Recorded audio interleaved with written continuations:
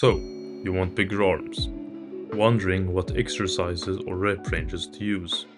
Today I'm gonna be diving into how to grow your arms.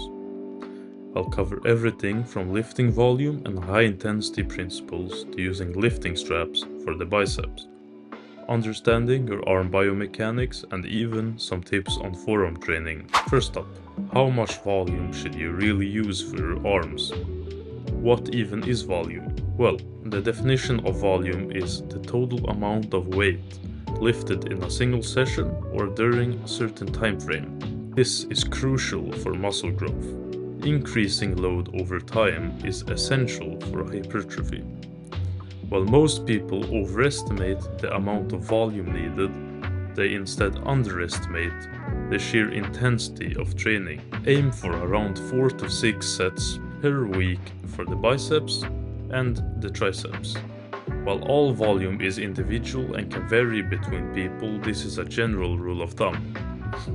Although split and distribution doesn't really matter, I would still recommend some sort of push-pull legs for optimal results and recovery. For instance, you could do 2 to 3 sets of accessory work for the biceps and triceps. Gradually increase your load by adding reps and weight to consistently challenge yourself.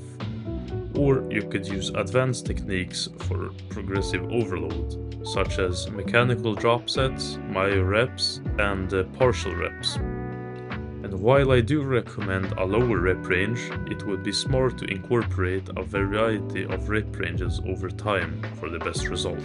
Next, let's talk about training with high intensity, working out close to or until failure. Incorporating techniques like drop sets, supersets, and partial reps. Studies has found that high intensity training is particularly effective for muscle growth. This also correlates to why most people are not seeing the growth they want. One common reason behind this is that most people treat their arm as mere accessories. This leads to people training their arms with low intensity. Instead, treat them like any other muscle group if you want them to grow. To implement this, try finishing your workouts with drop sets and partials. Start off with a heavy weight and perform as many reps as you can. Then immediately drop to a lighter weight and continue without any rest. At the end of the set, it is okay for your form to break slightly, but still keep the weight under as much control as possible. Then when gone to failure, do 2 to 4 partial reps. This keeps them in maximal tension at the lengthened position of the movement. Lifting straps can help you lift heavier weights by improving your grip.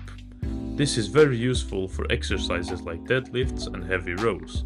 Most people by now know the benefits of training their backs with straps. What if we go one step further and do the same for the biceps? By using straps, you could focus more on the target muscles without worrying about your grip failing. Just make sure to also train your grip strength on separate occasions. For triceps, you could do something similar but with wrist straps for the added stability.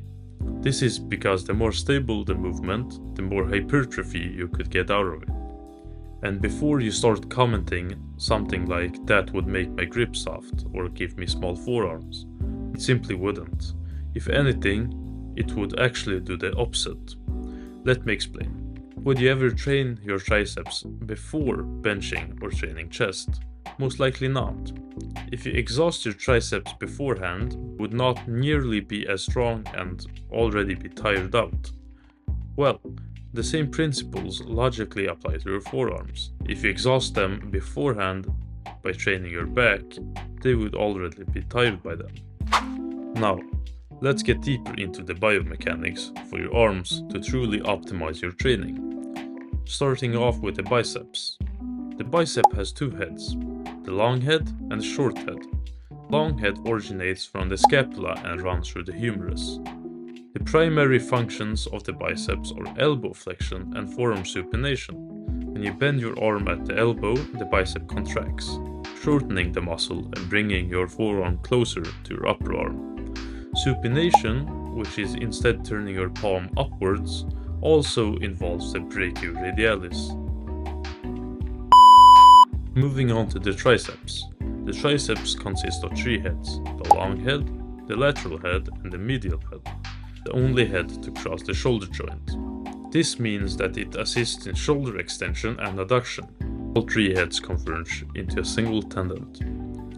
The primary function of the triceps is elbow extension, which is straightening the arm at the elbow joint.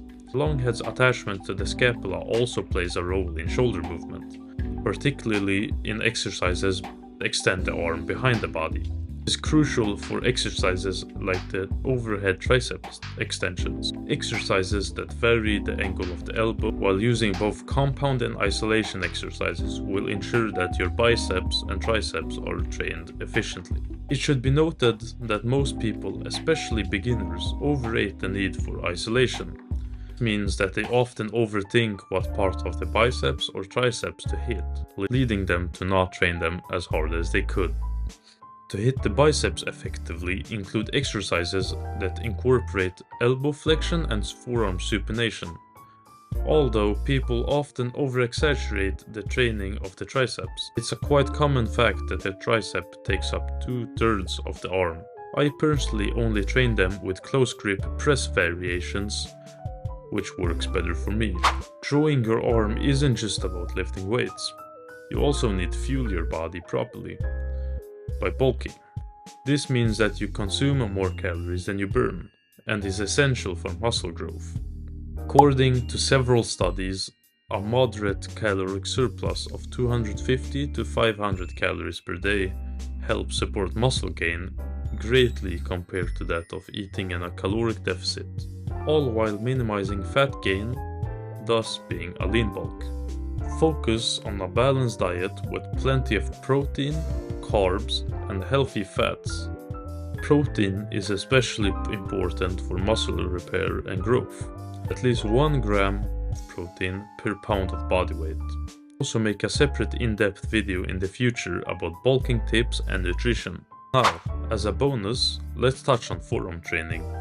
Make sure to train your forearms as hard as any other muscle and take use of the previous intensity techniques I talked about earlier in the video. These are my favorite exercises to help develop the flexors and extensors muscles in your forearms, done with great stability and are really easy to set up, which is why I recommend them for hypertrophy. That's it for today's video on growing your arms. Remember to manage your lifting volume, train with high intensity, use lifting straps when needed, maintain a caloric surplus, and don't forget to train your forearms, especially when using straps. For more information, check out the sources I linked below. If you found this video useful, give me some feedback in the comments, and I'll see you next time.